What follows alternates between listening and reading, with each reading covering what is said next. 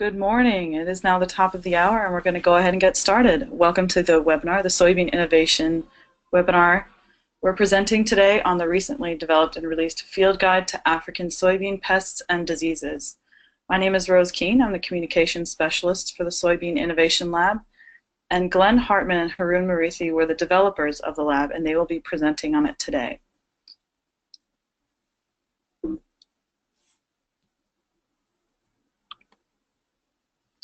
So good morning, this is Glen Hartman. I'm at the University of Illinois. I work with the USDA Agricultural Research Service. And this particular project was born from some ideas that Peter Goldsmith and I put together, maybe about 2 years ago. And I've been working in the past on soybean diseases really since 1993. And I've written an edition or several versions of the compendium of soybean diseases. So this particular guide came out of that organization, or that thought of putting a book together for just African soybean diseases and pests. And Harun, do you want to say a few words about yourself?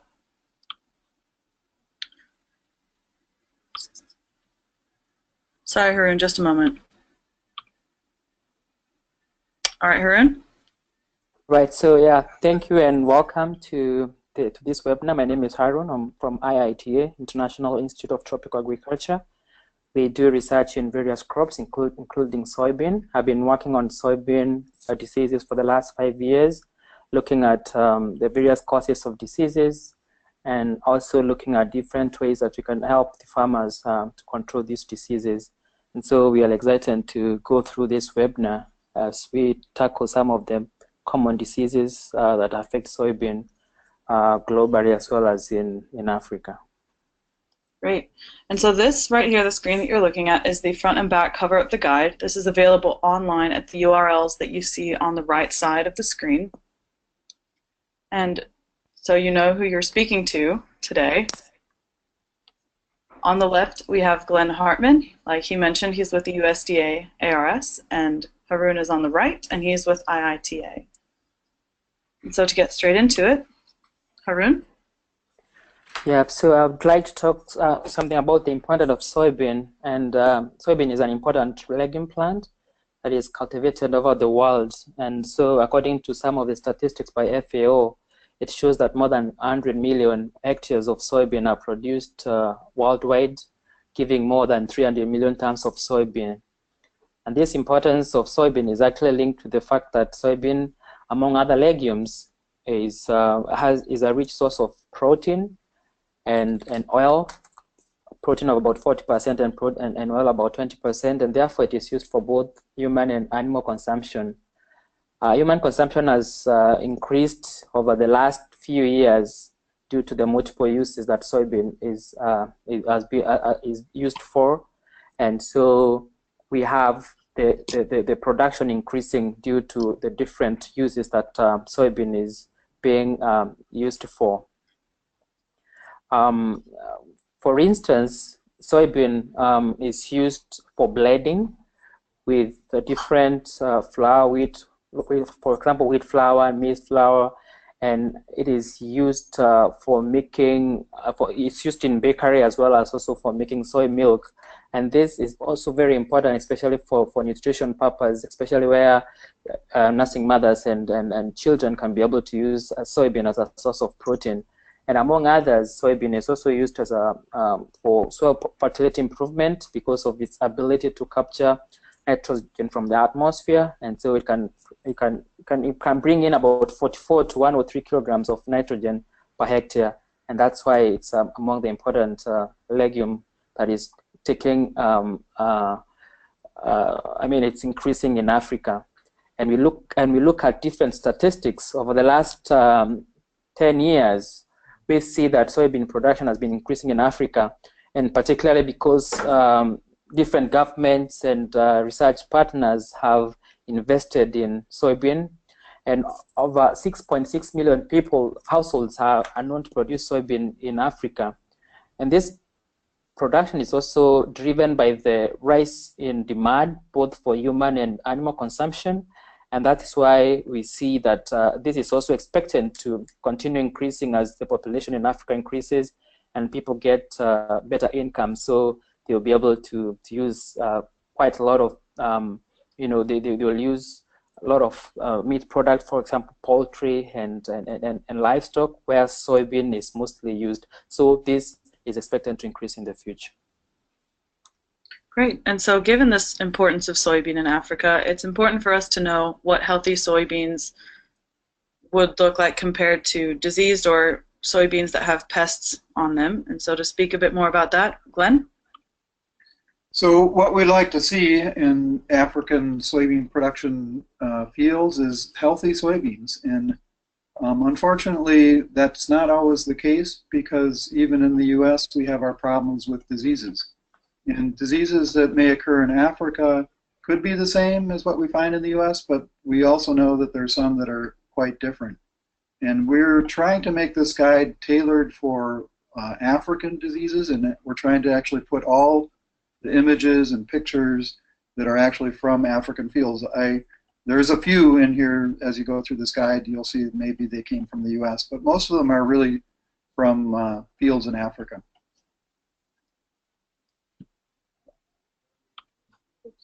Oh, we skipped one. So I just put this slide in here to show that diseases or pathogens and pests that infect soybeans can infect leaves and pods, stems, and roots. Okay, so it's not always so easy to make a diagnosis, but we tried to separate the guide by these 4 sectors. So if you're having a leaf problem, you look under the leaf section of the guide. If you have a root problem, you look under the root section of the guide. And sometimes there's not just one disease, so you may have to use different portions of the guide to figure out what disease you're looking at.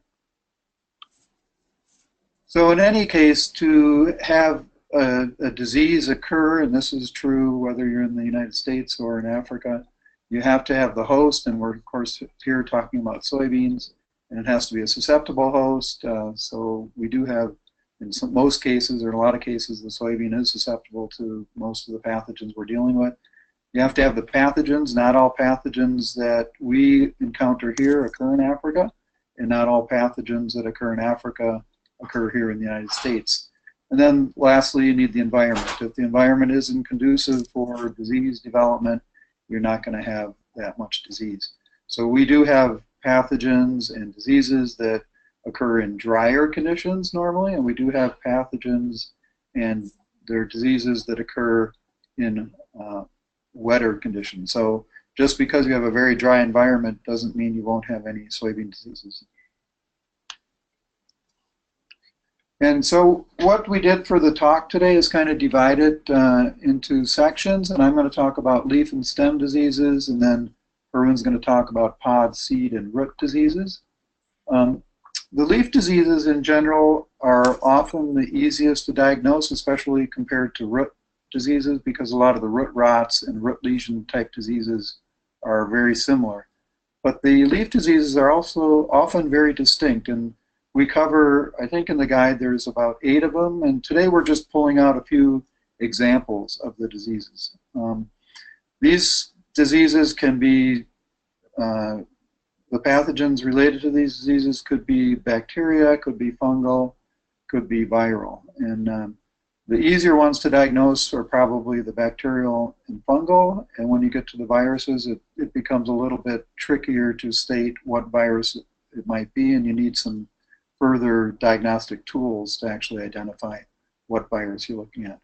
And we basically call the guide diseases and pests, but we did that because most of the viruses, if not all the viruses, are vectored by some insects. So we need to know the pests that are occurring in Africa as well. And that's one part of the guide that we hope to expand in the future when we get to version 2 or version 3, is to have actually the identification of more insects in it.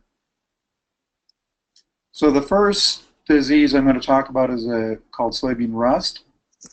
Soybean rust is very interesting because it basically occurred for about 100 years in the eastern hemisphere.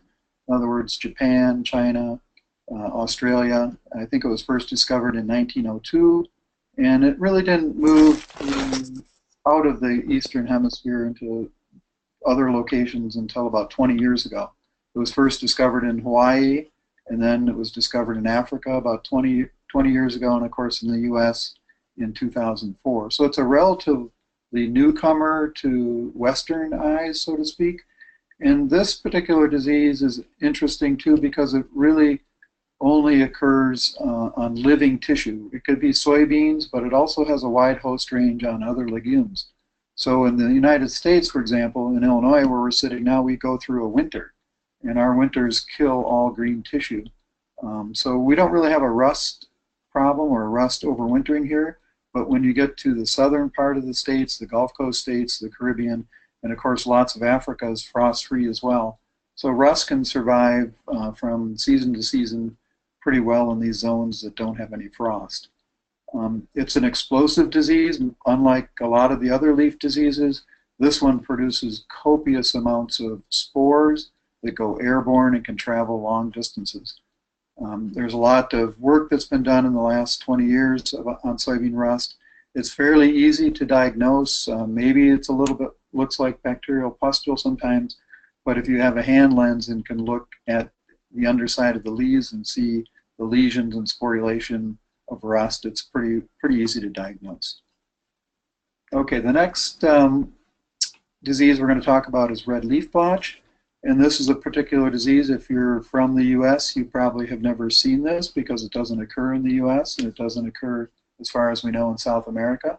It's, we think, unique to Africa, and not all countries in Africa, but the majority of them where soybeans are grown.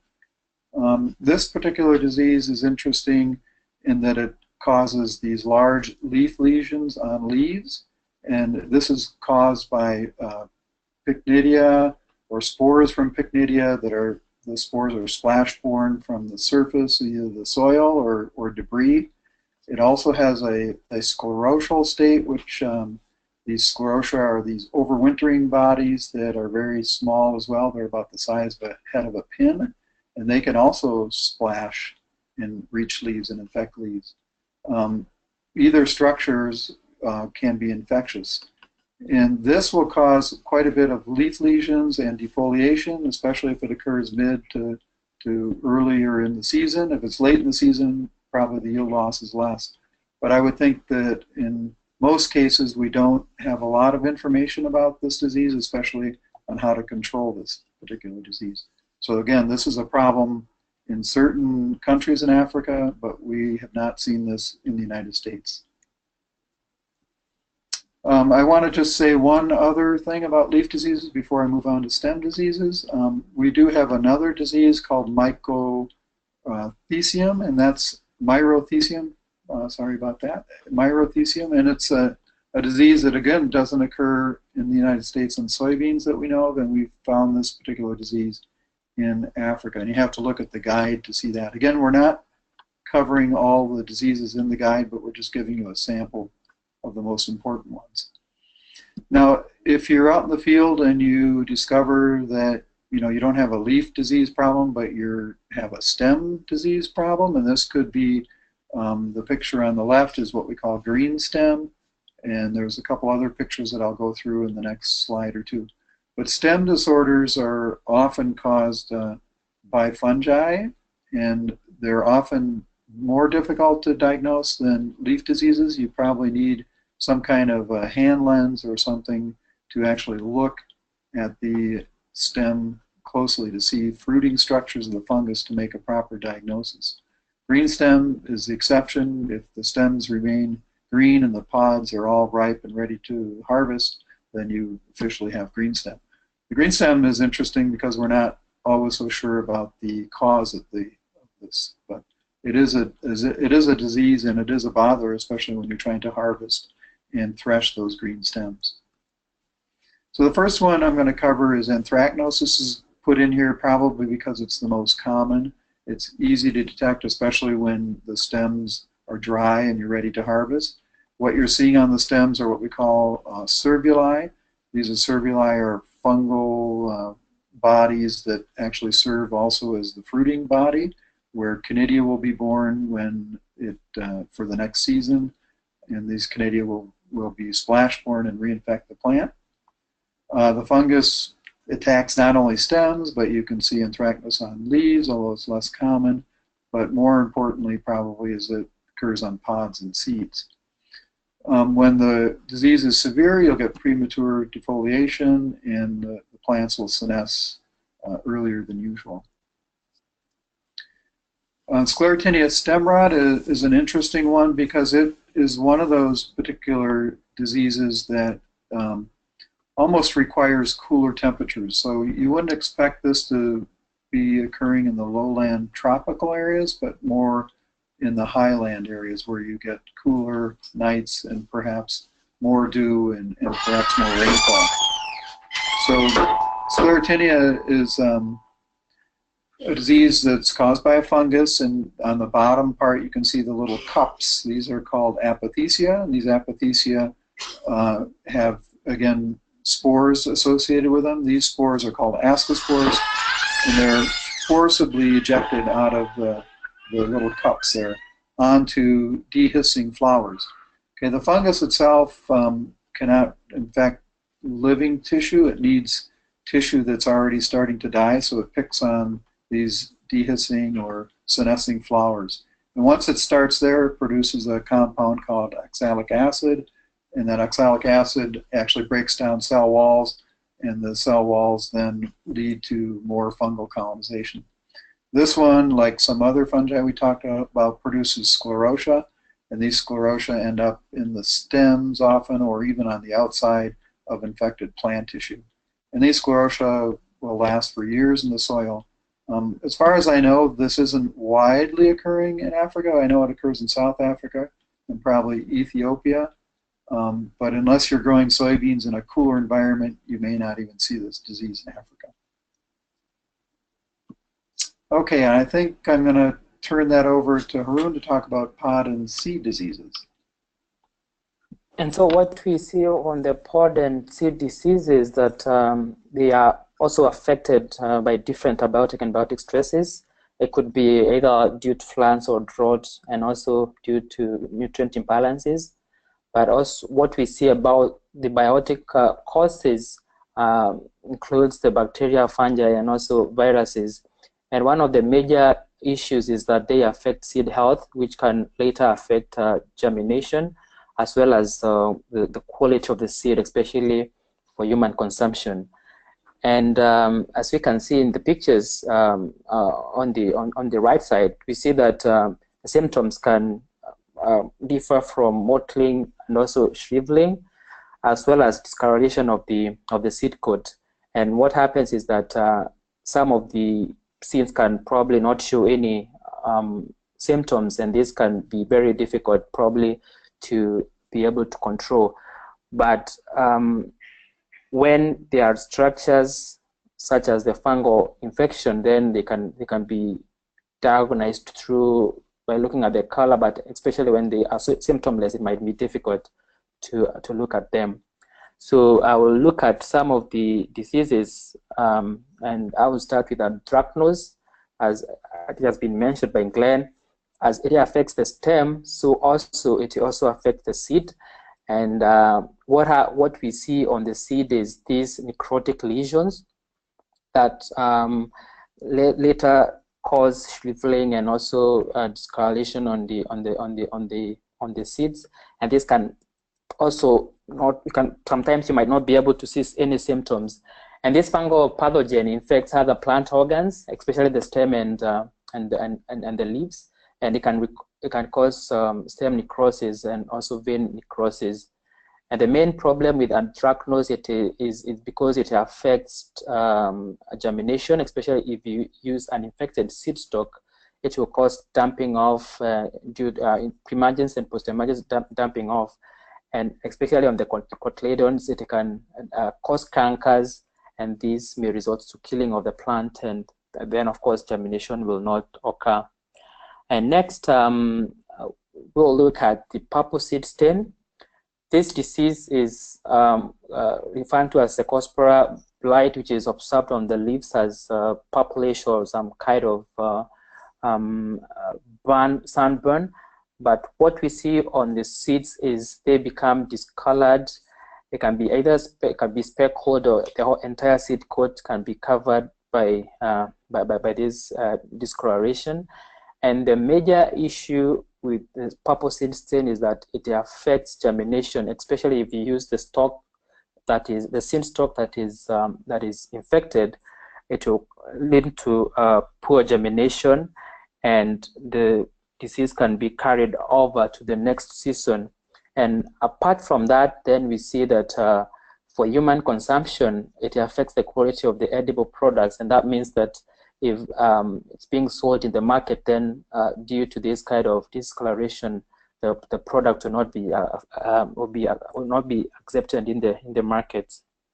Then next, I would like to look at the root diseases, and like Glen has mentioned in the beginning, most times it's very difficult to identify or to diagnose root diseases because they are covered under the soil. And some of the common diseases that have been identified in soybean include pythium, root rot, and Chakra Rot, as well as the nematodes. They also affect the roots of soybean, and this leads to to yield losses because it can result to wilting of the plant and complete loss of the plant. So we see that if they affect the roots, then the whole plant can die, and also it can cause some plaguing. For example, if the fungal infections or the bacterial infections are able to plague the vascular system, then water and also photosynthesis will not be able to move across, and this can result to death. And one of the diseases that we want to look at in this case is Chakra Rot. This is causes the plant to die prematurely, but what happens is that the leaves remain attached to the plant, and they dry. And some of the symptoms that we see on the roots, it's this kind of black to dark coloration on the roots, and this is just because of the microsclerotia that have infected this root, and this is what also is used or propagates the disease, and it can be able to cause complete loss of the plant. And this is a very important disease that has also been observed in South America as well as in Africa, and it can cause up to 100% loss, especially if it affects at the early stages of crop development.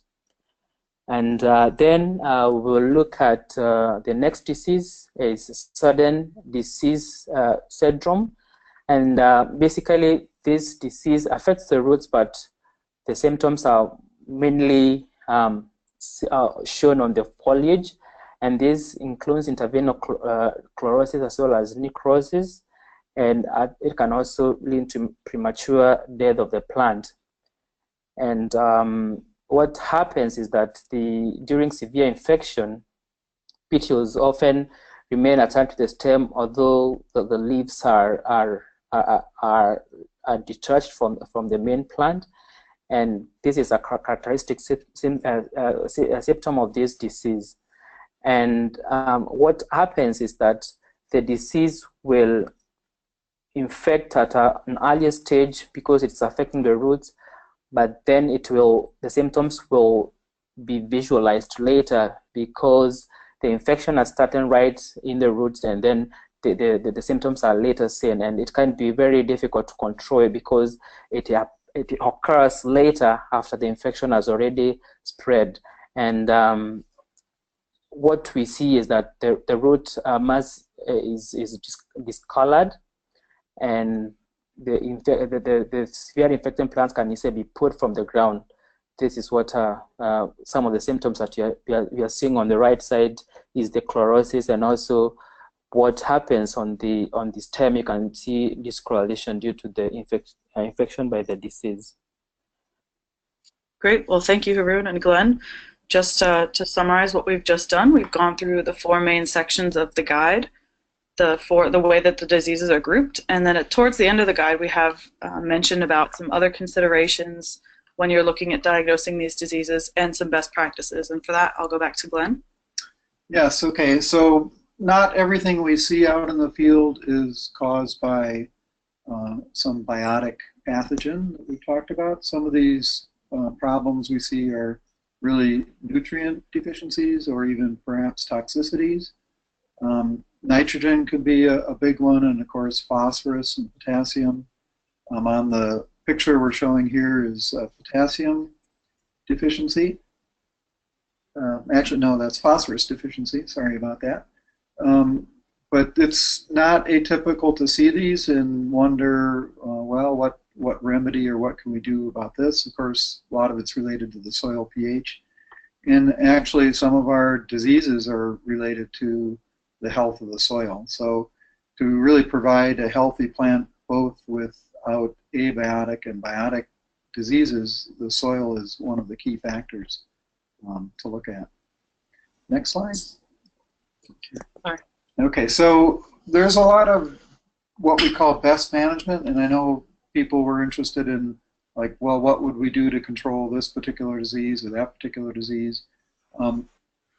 Most of the time we can control diseases if we get them early enough, but most important also is prevention. And by prevention we mean that we want to have good healthy soil, good rotation schemes, in other words. You want to make sure your stock of seed is very vigorous, because you don't want to plant unhealthy seed because that leads to disease right away. We're not in this guide talking specifically about fungicides and insecticides. They can be used and they can be effective for controlling diseases and pests, but a lot of time those recommendations have to be done on a local level, and honestly I don't know the availability of some of the chemicals in each of the countries that is growing soybeans in Africa, but certainly they can be used and have been used if needed.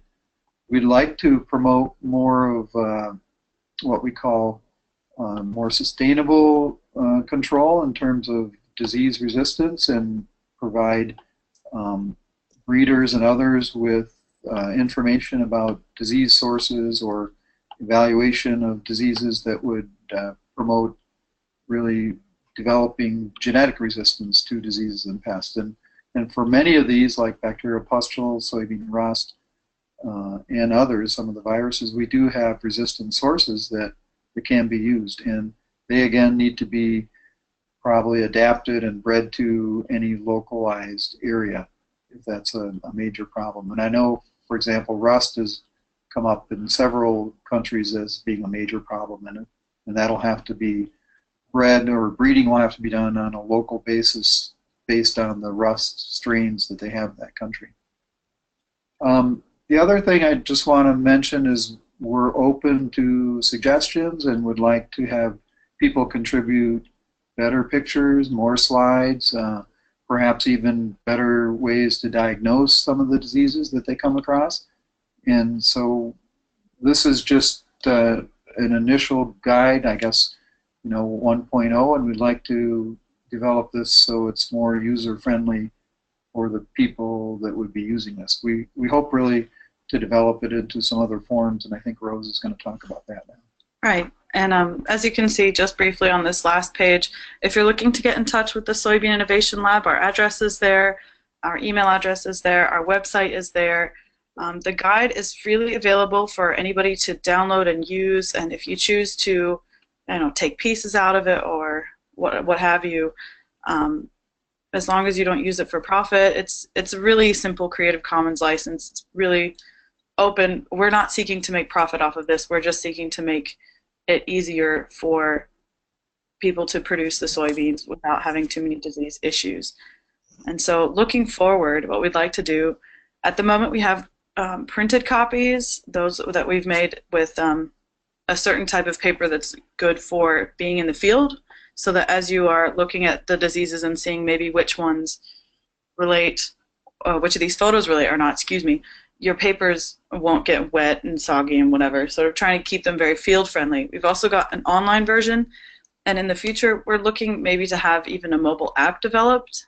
And like Glenn mentioned, we're really interested in other suggestions on what to include, or if there are ways that you think, I can't really use this printed copy and I don't have the connectivity in the field for an online version, is there another idea that you have, or is there another way that you think you can find it most useful, or maybe some language translations that you think would be important? And so just a reminder, we do have the questions panel in your GoToWebinar panel down the side there, just underneath where it says webcam. So if you have any questions or even suggestions, please feel free to reach out and let us know there. So Glenn, is there anything else you'd like to say moving forward? No, I think initially we thought that this would be printed into kind of a front pocket version, so you could actually carry it out in the field. And I think that's still what we're talking about. And the mobile app, I think, is a great idea. We haven't we haven't developed anything yet on that, but I think that's a real user-friendly way to use this kind of app. And we'd like to actually in the future be able to have some kind of a center in one of the African countries where people, maybe they looked at the guide and they still can't figure out what disease they have, but they could send samples to a location for diagnosis, for diagnostic purposes. And that's another possibility as well. Great. Okay, well, so thank you. We've come up with some questions now. One of the questions being, might they follow up with a guide on treatment options? And what would our future goals maybe look like for that? Right. I think the guide would probably come up with some kind of management options for each of these diseases, and that might look like some kind of a simplified table. I don't think we want to get into specifics of which fungicides to apply because they may not be applicable in all countries or even available. It's a little easier to put management options, especially pesticide options, together in the States because we're just one country and we have clearance for which pesticides can be used on what diseases and at what times. But that needs to be kind of regulated by each country. But I think some kind of a table would be useful. Maybe some of them, like red leaf blotch, we don't have any control or management options because we don't know of any. But great question, and we'll put that in further discussions about the guide and how we can improve that or add to it. Another question is, how can we get copies of the guide? And that, if you'd like to get in touch with me here, my contact information is on the first page. rkeen3@illinois.edu. If you go ahead and just shoot me an email and let me know what you're interested in, how many copies you're interested in, we can either get those over to you or have them printed on site with you, or if you just like I said, if you just get in touch with me and let me know, then we can work something out and get them to you. But this webinar was for the purpose of making sure that as we put the guide we made sure that our final hard copies, at least of the guide 1.0, included as many suggestions as possible. So as we print them, please feel free, like I said, to reach out to me, Rose Keen, rkeen3@illinois.edu. I think part of Elizabeth's question, though, was the waterproofed. Oh, the waterproof. That would be our printing. Yeah. That would be us printing it and then making sure we got it to you. So I will follow up with you on that individually if you'd like. And then another question we have is maybe having them be a bit more regionally specific, which diseases are distributed in and what diseases are common in an individual's location or region. Absolutely. That would be great if we could actually have maps associated with the diseases, but that is going to take a lot of in-country help, and I think Harun may want to address that, but certainly there are different regions that you would want to focus on certain diseases. Not all regions have all the diseases. That's true. Yeah, that's very true. Yeah. So that's very true, and I think that if you're able to have a regional focus, because not all countries have similar diseases. Like we talked about red leaf blotch, it could be it's only found in southern and part of the eastern, and maybe it has not been discovered in the western, or maybe it might be there but not yet discovered. So if you have guides that are regional based, they could really help the farmers to identify what is affecting their crop. And the other suggestion that you put across about having a particular location where samples can be sent by farmers or whoever has a disease, and having them, having the diagnosis being done by specialists at a given location, then that information given back to the farmers, just like the way they have plant clinics. Then I think it can also help in making diseases in soybean diagnostics better, and it can help the farmers in controlling the diseases. Great. And well, just to wrap up, just to remind you where you can find the guide. It is here on soybeaninnovationlab.illinois.edu/soybean disease diagnostic guide. And again, like I said, if you feel free to reach out to any of us three with any suggestions or further questions or comments or ways that you think the guide can be improved, or things that you would like to see in the future.